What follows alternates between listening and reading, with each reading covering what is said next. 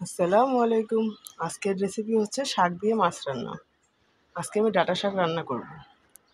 এজন্য মাছগুলোকে আমি সুন্দর করে ধুয়ে পরিষ্কার করে হলুদ লবণ মাখিয়ে সুন্দর করে ভেজে নেব। মাছটা সুন্দর করে ভাজা হয়ে গেলে উঠিয়ে নেব।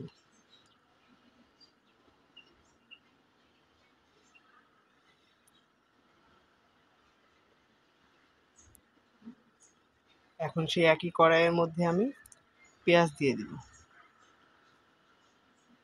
পেঁয়াজটা ভাজা হয়ে গেলে এক একে সব মশলা দিয়ে আমি মশলাটাকে সুন্দর করে কষিয়ে নেব।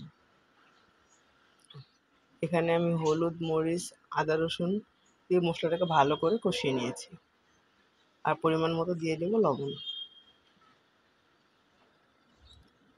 মশলাটা কষানো হয়ে গেলে সে আগে থেকে ভাপানো শাকটা দিয়ে আমি আধা মগ পানি দিয়ে সুন্দর করে নেড়ে চেড়ে শাকটার সাথে মশলাটা মিশিয়ে নিব।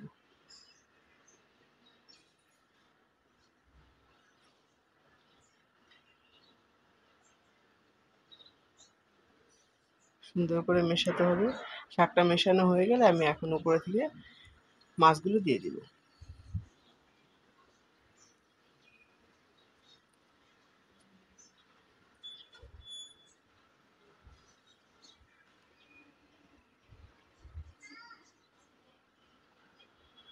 এভাবে আমি 5 মিনিটের মতো রান্না করব। নামানোর আগে কিছু ধনিয়া পাতা ছড়িয়ে আর কাঁচামরিচ দিয়ে তরকারিটা নামিয়ে নেব।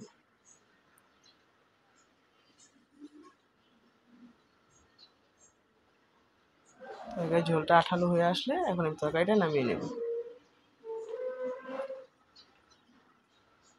এটা খেতে খুবই মজা হয়।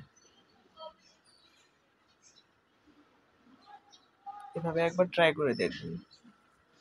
ভালো লাগলে অবশ্যই লাইক করবেন, শেয়ার করবেন। আল্লাহ হাফেজ।